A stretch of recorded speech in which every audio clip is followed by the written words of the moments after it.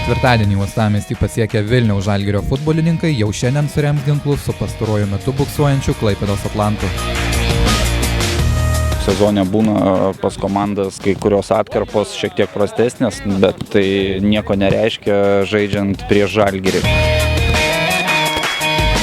Visada Klaipėdoje yra nelengva žaisti, komanda varžovų kovinga, yra daugiau kovos, visada būna mūsų žaidžiant su Atlanto komanda, todėl tikime sunkių, klampių tokių, sakykime, jeigu tai žodį galima būtų pavartoti varžybų, nes lengvai neduoda žaisti Atlanto komanda.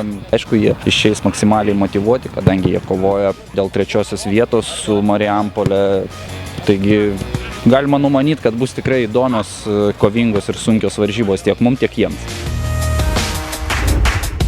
Vos 3 taškai, tik tiek žalgiriečių skiria nuo A lygos čempionų vardo, o jį jie gali užsitikrinti jau Klaipėdoje.